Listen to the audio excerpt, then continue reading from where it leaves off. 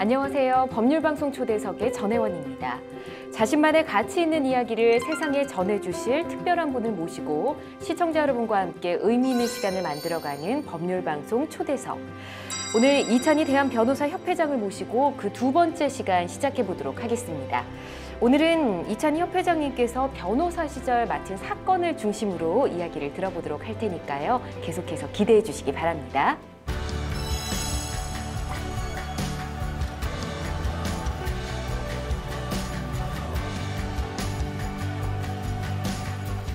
협회장님 안녕하세요. 네, 안녕하세요. 반갑습니다. 제가 지난 시간에 너무나 재미있게 이야기를 들어서 이번 시간도 아주 기대를 하고 왔습니다. 감사합니다. 어린 시절 이야기부터 이제 사법연수원 시절까지 이야기 전해주셨었는데 이제는 그 이후 변호사 활동에 대한 이야기를 들어보고자 하거든요. 사법연수원 수료를 하시고 이제 변호사 생활은 어디서 시작을 하신 건가요? 네, 제가 사법연수원을 이제 수료할 당시에 저희 연수원 동기들은 제가 당연히 개업을 하거나 네. 아니면 작은 로펌을 차릴 거라고 생각을 했었습니다. 그만큼 이제 활발하게 연수원 시절을 보냈으니까요. 근데 제가 그 당시 생각하기에는 선배 변호사님 밑에 들어가서 네. 자연스럽게 이 법조계 현실이라든지 또 소송 능력이라든지 실무라든지 이런 거를 좀 체계적으로 배워보고 싶었습니다. 네. 그래서 아주 잘 아는 후배 변호사의 소개로 예. 그 당시 임영화 변호사님 사무실에 이제 들어가게 되었습니다.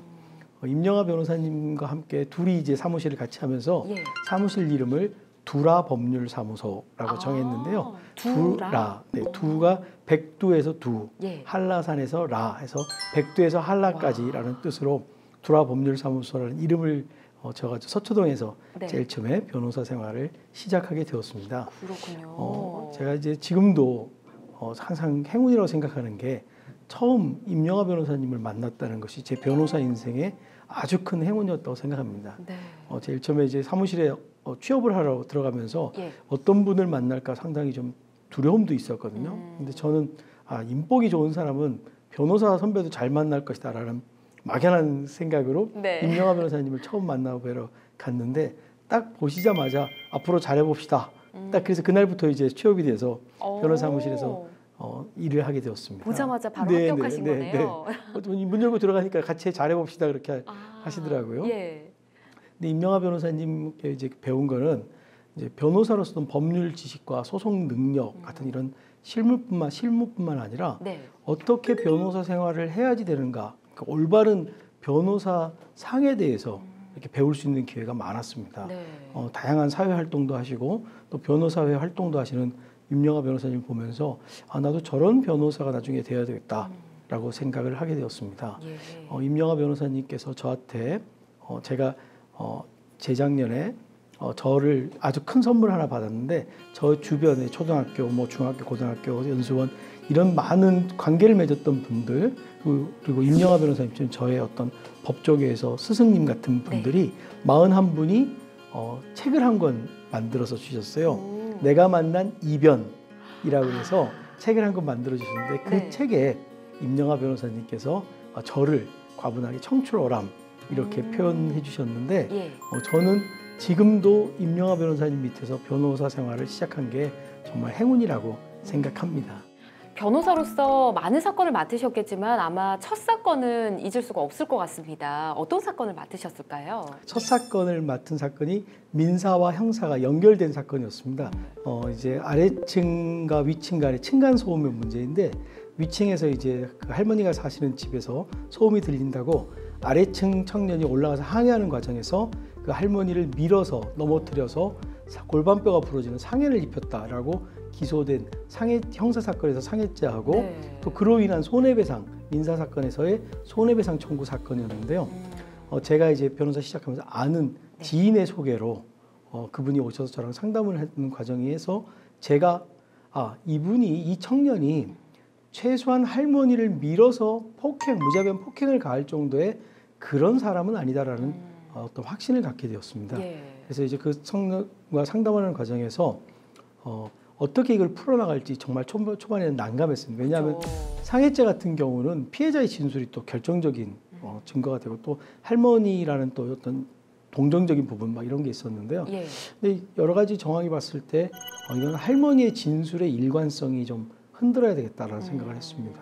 우리가 이제 거짓말을 하면 일관되지가 않거든요. 그죠. 사실은 사실대로 말하면 되니까 머리를 쓸 필요가 없이 일관되게 말을 할 수 있지만 거짓말을 하면 매번 상황에 맞춰서 말을 하기 때문에 일관성이 흔들리는 경우가 있습니다. 네. 그래서 그 할머니를 법정으로 불러서 증인으로 소환을 해서 할머니를 신문하는 과정에서 이 할머니 진술이 많이 흔들리고 할머니가 흥분해서 땅에 주저앉기도 하고 막 이런 말들이 나오는 걸 캐치를 했습니다. 예. 근데 이제 이 할머니가 80세 가까운 그 노인이셨는데 이렇게 나이가 많으신 분들은 심하게 땅에 주저앉을 경우에는 골다공증 때문에 골반뼈가 부러지는 경우가 있다라는 그렇군요. 그런 의학적 소견을 받아서 예. 그거를 증거로 내고 저희가 이 청년에 의한 폭행이 아니라 할머니 스스로 주저앉아 생긴 상해다라고 주장을 하면서 적극적으로 변론을 했는데 결과적으로 형사에서 무죄가 나왔습니다.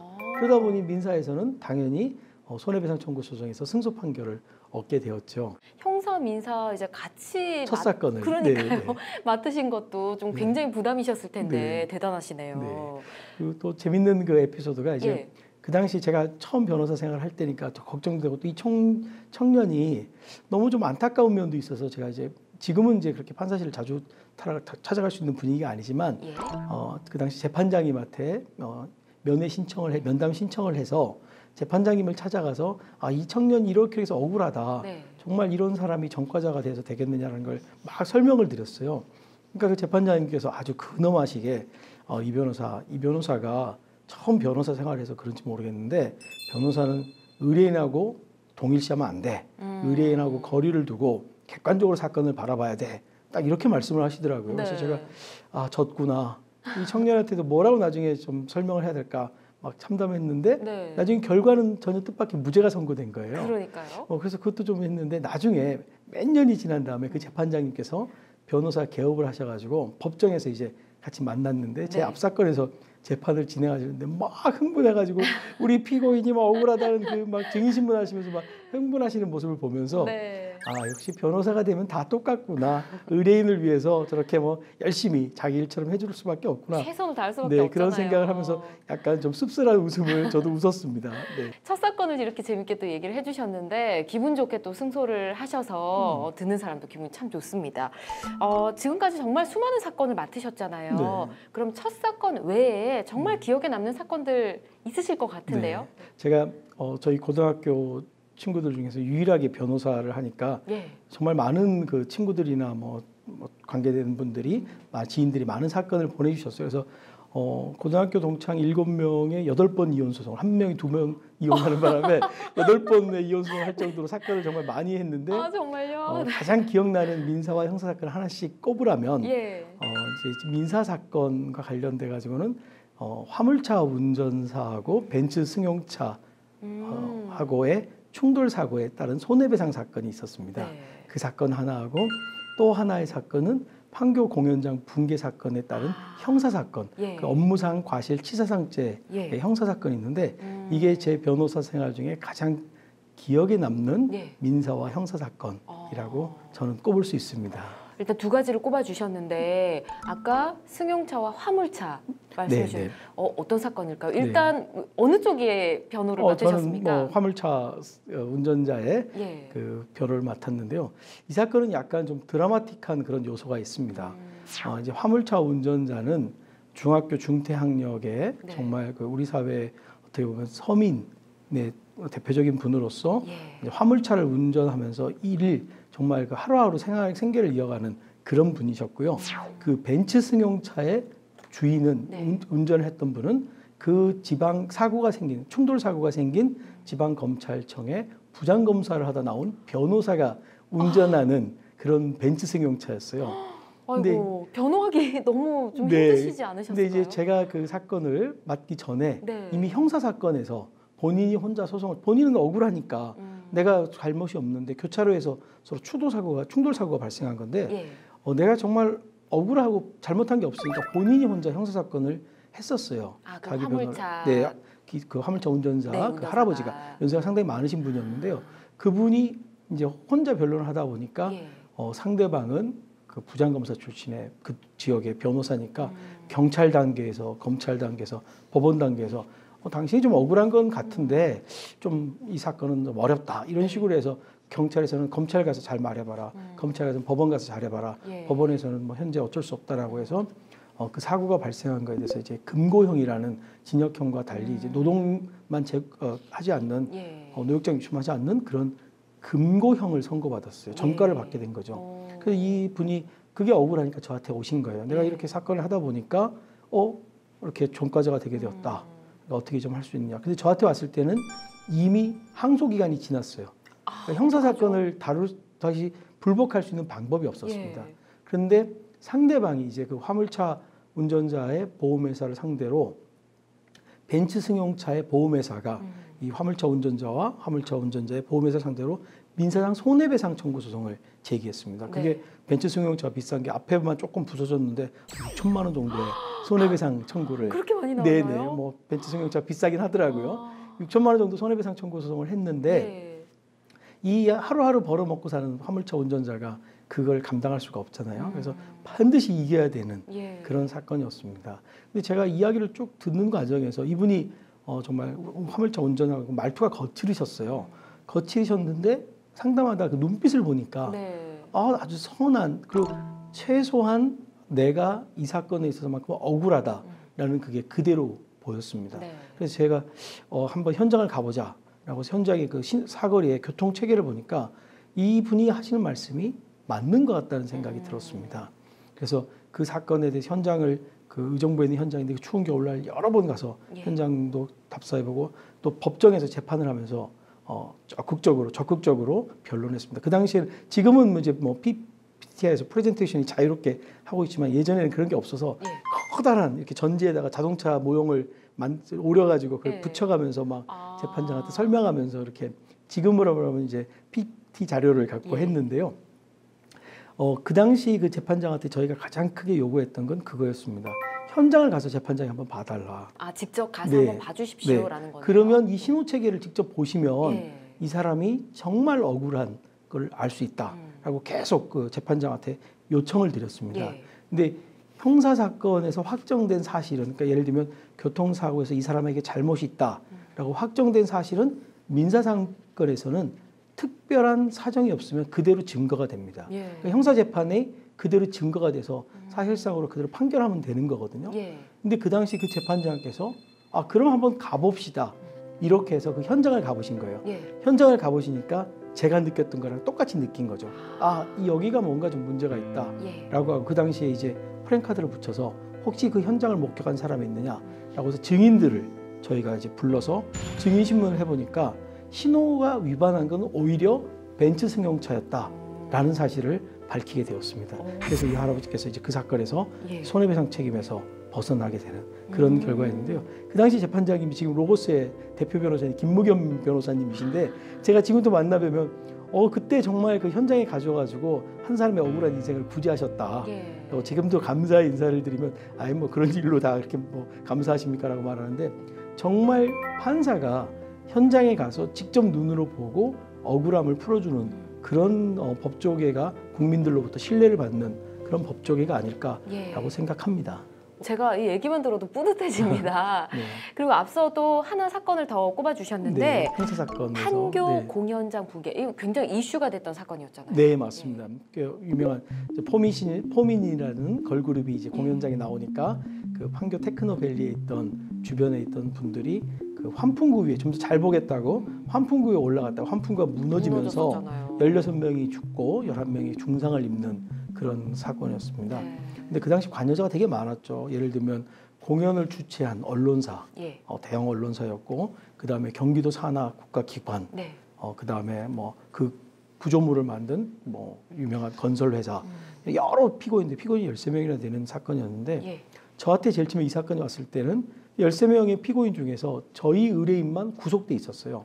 저희 의뢰인이 했던 역할은 뭔가 하면 예. 그 공연장에 무대 설치를 담당해 조명하고 무대를 담당했던 사람인데 예. 안전관리 책임이 본인에게 있다라는 그런 계약서상의 문구 때문에 이 사람만 구속되고 다른 사람은 다 불구속 상태로 기소가 되었습니다. 무대와 환풍기는 별도지 않나요? 네, 근데 거기까지 이제 안전관리를 안 했다라는 거죠. 아. 그냥 정말 이분이 맡은 업무 범위는 무대 조명 정도하고 무대 장치 설치 정도였는데 예. 계약서상으로 이게 갑과 을간의 계약이니까 본인도 체크하지 못한 문장이 있습니다. 안전으로 인한 모든 사고는 을이 부담한다.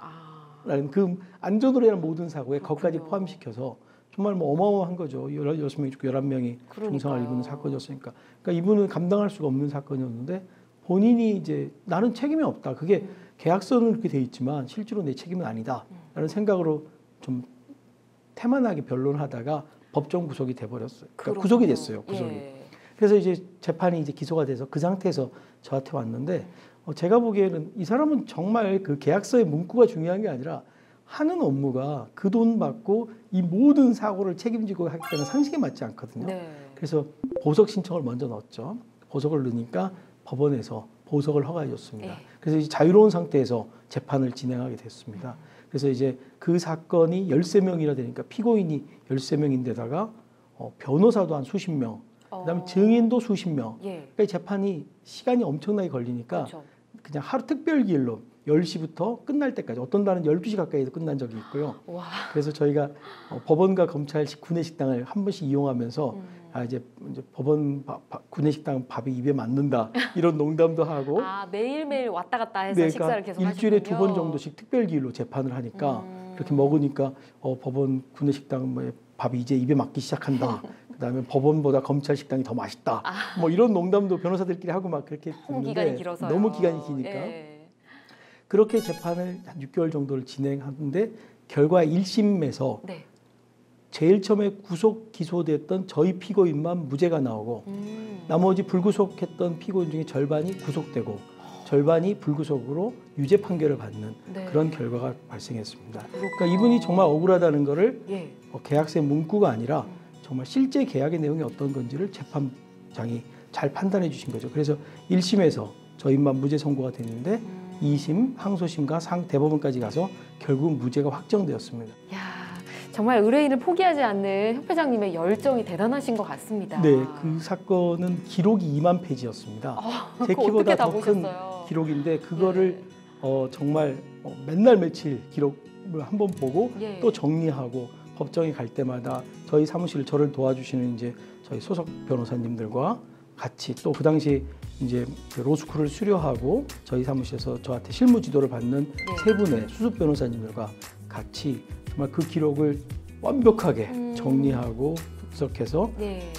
그 많은 증인들에게 다 신문을 하고 변론 요지서를 내고 그렇게 해서 결과적으로 좋은 결과를 얻어줬습니다. 그래서 저는 어떤 사건이든지 포기하지 않고 끝날 때까지 완벽하게 정해진 사건은 없습니다. 그러니까 끝날 때까지 최선을 다하는 사건이라면 좋은 결과를 가져오지 않나 이런 생각을 하고 저 스스로도 그 사건을 통해서 많이 배웠습니다. 저희 또 생방송으로 법률 상담이 법률 방송에서 진행되고 있는데 혹시 알고 계신가요? 네, 알고 있습니다. 그러시군요. 네, 변호사님들과 함께 출연을 해서 네. 무료로 상담을 해드리고 있는데 협회장님께서도 무료로 또 법률 상담을 해주시고 계신다면서요? 네, 그렇습니다. 제가 지금은 이제 서울중앙변호사회 회장이 돼서 도저히 시간이 안 돼서 못 하는데요. 변호사가 시작되면서부터 예.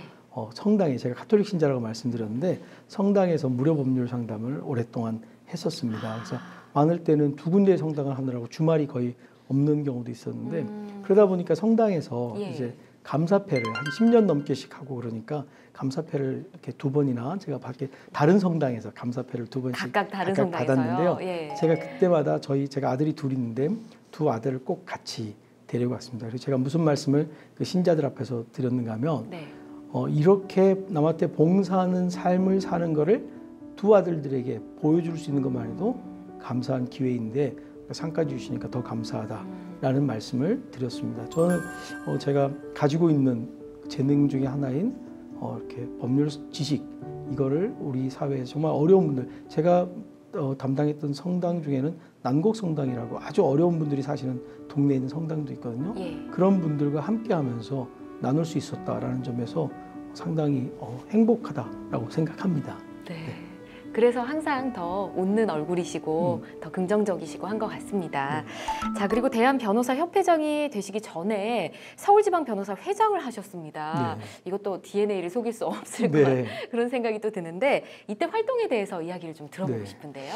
서울지방변호사 회장이 돼서 제가 2년 차 때, 그러니까 2017년 회장이 되고 2018년 설날 하루 추석날 하루를 빼고는 국내에 있는 날 중에서 회관에 출근하지 않는 날이 하루도 없었습니다. 와. 정말 하루도 안 빠지고 주말이나 뭐 대단하시네요. 하루 종일 출근해서 일을 했습니다. 그만큼 이제 서울지방변호사의 일이 많기도 하지만 예. 제가 맡은 일에 대해서 최선을 다하는 모습을 좀 회원들에게 보여주고 싶다라는 측면에서 했고요. 정말 많은 변화가 있었습니다. 먼저 그전까지는 이제 좀 저희가 체계적이지 않았던 그런 사무 시스템을 전부 다 바꿔서 예. 전자결제 시스템을 전부 다 바꿔버려서 회원들이 어떤 민원을 제기하면 즉시 처리되게 예. 핸드폰으로도 결제가 가능하니까 즉시 처리될 수 있는 빠른 그리고 신속하게 회원들의 민원을 처리해주는 그런 업무 처리 시스템을 만들었고요. 예. 변호사들이 사용할 수 있는 앱을 만들었습니다. 그래서 핸드폰으로 필요한 모든 정보들 예를 들면 법관 평가 같은 뭐 그런 또 가능할 수 있게 그리고 물품 구입이라든지 각종 신청이라든지 예. 전부 다 가능하게 만들었고요. 저 혈 변호사회가 그동안 가지고 있었던 많은 역량 중에서 외국 변호사회와의 관계인데 대부분 이 아시아권에 머물러 있었는데 뉴욕주 변호사회, 바르셀로나 변호사회처럼 각국의 밀라노 변호사회 이런 것처럼 각국의 경제 수도로서 실제로 변호사들이 가장 많이 활동하는 그 각 외국 변호사 단체랑 교류회를 통해서 젊은 변호사들이 해외로 진출할 수 있는 예. 그런 교두보를 만들어 놨다라는 점에서 서울지방변호사 회장으로서 보람을 느낍니다. 그리고 그 당시 서울지방변호사 회장에 대한 회원들의 평가가 예. 대한변호사협회장 선거에서 가장 긍정적인 요소로 작용하지 않았나라고 생각합니다. 와. 아마 그때 못했으면 떨어졌겠죠. 지금 여기 인터뷰를 못하고 있겠죠. 네. 정말 대단하시네요. 그 대한민국의 변호사들이 세계로 뻗어나갈 수 있도록 네. 뭔가 기반을 다져 주신 것 같은데 그래서 작년 말에 이제 선거가 치러지고 올해 대한변호사협회장으로 취임을 하시게 된 거잖아요. 근데 단독 후보셨기 때문에 좀 네. 힘든 점이 있으셨다고요. 네, 그렇습니다. 원래 단독 후보가 되면 무투표 당선이 돼야 되는데 예. 저희 대한변호사협회는 이제 공직선거법상에 대통령과 동일하게 단독 후보인 경우에는 전체 유권자의 3분의 1 이상의 득표를 하게 찬성표를 얻게 되어 있습니다. 네. 근데 대통령 선거는 투표율이 한 7, 80%가 되는데 이 변호사 선거, 협회장 선거는 50%대 중반이거든요. 그러니까 7, 80%에 33%를 얻는 것과 50% 중반대 33% 얻는 것은 큰 차이가 있고 굉장히 힘들죠. 더더군다나 혼자 나오면 이 흥행이 별로 관심을 못 끌어서 네. 그래서 33%를 못 얻을 것이다라는 우려가 많았습니다. 근데 이런 우려가 오히려 회원들을 단합시키는 계기가 된 게 그동안은 선거 때 이제 프레임이 설정되니까 예. 서로 적으로서 대립하고 갈등하는 구조가 있었는데 한 명만 출마했기 때문에 그런 갈등 구조가 없었고 예. 또한 외부로부터 변호사 직역에 대한 공격이 있는데 우리가 협회장 하나 못 뽑아서는 되겠느냐라는 그런 회원들의 위기감 이런 게 뭉쳐져서 네. 전체 유권자의 33%가 아니라 그걸 훨씬 초과하는 전체 유권자의 49%의 찬성을 얻고 유효 투표수의 81% 아마 제 생각에는 앞으로도 81%의 득표를 하는 협회장이 나오기는 쉽지 않을 거라 생각하는데 야, 대단하십니다. 그런 회원들의 압도적인 기대와 지지 속에 예. 협회장이 당선이 됐습니다. 그래서 오히려 선거 과정은 어려웠지만 전국의 58개 투표소를 다 돌아다니며 선거운동을 하는 어려움이 있었지만 단독 후보로서 회원들의 갈등 없는 선거를 겪었다라는 점에서 큰 보람을 느낍니다. 와, 정말 그동안 다져오신 그 탄탄한 이력들의 결과가 또 아닌가라는 생각이 듭니다. 감사합니다. 지금 이찬희 협회장님의 변호사로서의 삶도 들어봤고요. 뭐 서울지방 변호사 회장 시절 이야기 짧게 또 들어봤고 지금 이제 협회장으로 활동을 하고 계시는데 협회장 퇴임이 아직 좀 기간은 좀 남았습니다. 네. 근데 이후의 계획도 혹시 생각을 하신 부분이 있으실까요? 저는 이렇게 장기적으로 어떤 목표를 세우고 사는 스타일이 아니라 그냥 순간순간에 최선을 다하는 그런 스타일인 것 같습니다. 그런데 지금 현재는 협회장의 임무를 무탈하게 정말 잘 마치는 게 가장 큰 소망이고요. 예. 끝나고 난 다음에 제 버킷리스트 중에 하나가 예. 제가 가톨릭 신자고 하니까 산티아고 길을 순례길을 순례하는 게 지금 현재 가장 큰 소망입니다. 그리고 제가 책에도 이변입니다. 책에 썼지만 뭐 심야 식당도 한번 해보고 싶고 예. 또 공익 변호사 단체에서도 한번 활동을 해보고 싶기도 하고 사회봉사 단체에서 아까 사회복지사 자격증이 있다고 제가 말씀드렸는데 네. 사회복지 단체에서도 한번 활동해보고 싶은데 예. 이러려면 체력이 좋아야 하는데 젊은 시절에 술을 너무 많이 마셔가지고 괜찮을지 모르겠습니다. 근데 괜찮으실 것 같은데요. 지금 네. 모습 보니까요. 가만히 생각해보니까 술로 만든 인연이 제 인생에 가장 소중했던 분들이고 예. 또 추억들이기 때문에 뭐 후회는 없습니다. 다음은 정말 우리가 궁금해했던 마지막 주제입니다. 대한변호사협회장으로서의 법조 개혁을 위한 제언을 들어보도록 하겠습니다. 오늘은 여기서 인사드리고요. 저희는 다음 시간에 찾아뵙겠습니다. 고맙습니다.